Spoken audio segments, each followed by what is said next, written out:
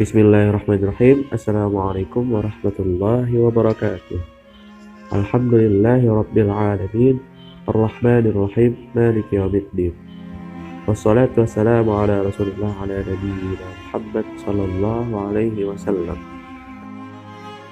Insyaallah pada kesempatan kali ini saya akan membedah buku yang berjudul Kontribusi Intelektual Muslim Terhadap Peradaban Dunia. Penulisnya adalah Haidar Bambate, nama penanya, dan nama aslinya itu Haidar Fikri. Penerbitnya Darul Falah, tempat terbitnya di Jakarta, tahun terbit tahun 2000, jumlah halaman 113 halaman, dan kategori bukunya adalah Peradaban Islam. Nah, dalam buku ini kita dipaparkan apa-apa saja kontribusi Islam terhadap peradaban. Mulai dari penemuan-penemuan ajaib sampai gagasan-gagasan yang membantu ilmuwan-ilmuwan barat terkenal.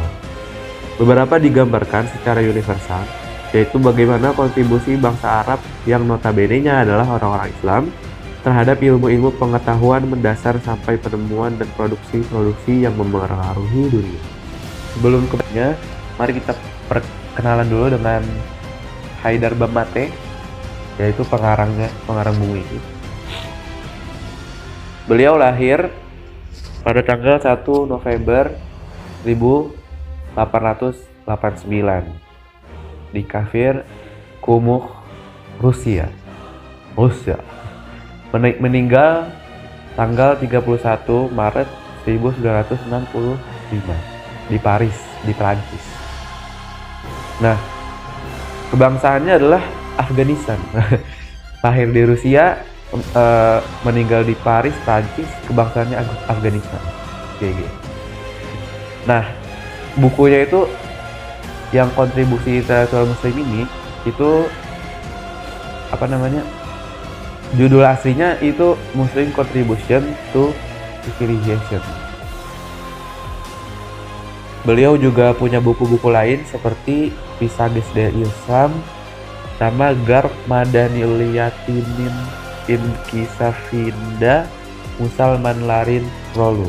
Itulah bahasa apa saya juga belum tahu. Di dalam buku ini dipaparkanlah siapa saja nih intelektual Muslim yang memberikan kontribusi terhadap peradaban dunia, atau apa aja penemuan-penemuan intelektual Muslim gitu. Nah, misalnya di bidang matematika ada yang namanya Muhammad bin Musa bin Khwarizmi. Nah, itu yang kita kenal sebagai Al-Khwarizmi. Padahal Al-Khwarizmi itu adalah nama dari kakek orang tersebut yang kita kenal gitu. Karena kan nama aslinya kan Muhammad, dan Muhammad mungkin banyak orang yang memakainya. Kemudian nama ayahnya Musa, dan Musa juga banyak yang memakainya. Dan kayaknya ini cukup unik, yaitu Khwarizmi. Nah, si Al-Khwarizmi ini dalam bukunya Al-Gebr wal Maqalah itu yang kita tahu lah, kita belajar aljabar di matematika gitu. Nah, aljabar ini ngambilnya dari buku ini, dari Al-Gebr tadi. Kemudian yang kita pelajari juga di matematika yaitu algoritma. Nah, algoritma itu asal katanya dari Al-Khwarizmi. Jauh banget sih sebenarnya. Kemudian di bidang fisika, yaitu ada Hasan Ali Haytan. Nah, di dalam risetnya terhadap perensa kaca pembesar itu membantu eksperimen Röntgen Barton, Kepler, dan para ilmuwan barat yang lain dalam penggunaan mikroskop dan teleskop. Nah, penggunaan bandul untuk jam juga bangsa Arab yang menemukan.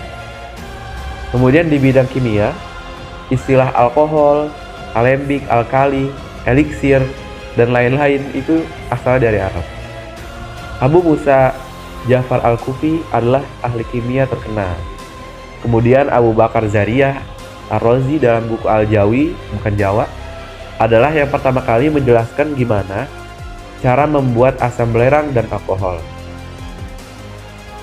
Banyak produk pemakaian sehari-hari seperti campur, air suling, plester, sirup, dan banyak obat salep, semua itu asalnya dari Arab.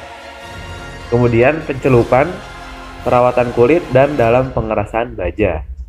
Wangi-wangian, rempah-rempah, dupa, dan damar attar bunga ros, pala, cengkeh, dan merica itu dari Arab.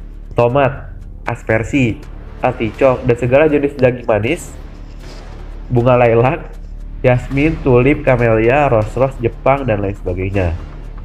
Kemudian kuda-kuda terbaik itu asalnya dari Arabia. Jenis kambing terbaik dari Asia Minor. Dan biri-biri paling terkenal itu asalnya dari Maroko. Kemudian di bidang kedokteran, tulisan-tulisan Rases, Avicenna, atau yang kita kenal dengan sebutan Ibnu Sina, Abul Chasis, dan Ibnu Zohar membentuk dasar-dasar ilmu medis di seluruh universitas Eropa. Ar-Razi mengenalkan farmasi, penggunaan dari pencahar halus bagi pengobatan kasus-kasus ayam dan air dingin untuk demam terus-menerus. Abu Ali Al-Husain Ibnu Abdullah atau Ibnu Sina atau Avicenna tadi ya, kalau dikenalnya di barat gitu, Avicenna adalah dokter muslim terkenal. Operasi pertama atau penyedotan katarak dilakukan pada tahun 1256 oleh Al-Mahusin, dan dialah yang pertama kali menemukan jarum cekung. Kemudian di bidang filosofi, spekulasi filosofi itu mulai pertama kali di dunia Islam. Ibnu Sina tadi, Avicenna, Ibnu Rushd, atau kalau di barat dikenalnya sebagai Averroes, dan Al-Farabi. Itu di bidang filosofi. Dan masih banyak lagi yang dipaparkan di buku ini. Yang bisa saya ambil pelajarannya dari buku ini adalah kita nggak perlu minder gitu. Kita punya banyak orang-orang hebat di kalangan kita gitu. Di Muslim, di agama Islam. Yang jangan kita hiraukan aja gitu, apa orang-orang barat gitu yang pinter-pinter gitu kan. Yang kalau di pelajaran-pelajaran kita dulu gitu, yang banyaknya bukan banyaknya lagi ya, seluruhnya bahkan itu yang dipaparkan adalah ilmuwan-ilmuwan barat gitu, ilmuwan-ilmuwan kafir, bukan ilmuwan-ilmuwan Islam. Padahal sejatinya ilmuwan-ilmuwan Islam juga banyak menemukan penemuan-penemuan yang hebat gitu, lebih bahkan dari mereka gitu.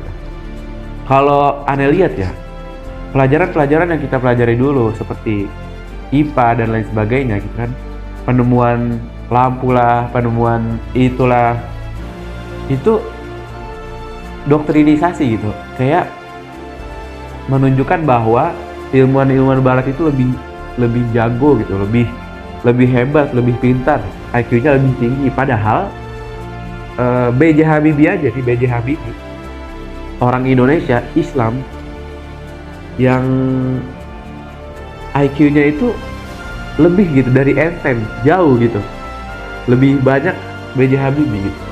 Dan penemuannya juga bagus, yang untuk sayap pesawat itu. Jadi menurut saya buku ini bagus dibaca untuk orang-orang yang merasa minder gitu, merasa orang-orang barat ini kok kayaknya pinter-pinter banget, kayaknya kita terbelakang banget nih, Islam mundur banget sekarang. Memang benar, sekarang mundur gitu. Makanya kita perlu mengingat, kita perlu motivasi gitu dari orang-orang terdahulu gitu, orang-orang yang sudah membuktikan bahwa Islam itu bisa memberikan kontribusinya terhadap peradaban dunia. Nah, mungkin sekian pembahasan bedah buku kali ini. Kurang lebihnya mohon maaf. Kalau ada salah kata mohon dimaafkan ya. Kalau nggak dimaafin, saya udah banyak, ya itulah. Kurang lebihnya mohon maaf. Wabillahi taufiq wal hidayah. Assalamualaikum warahmatullahi wabarakatuh.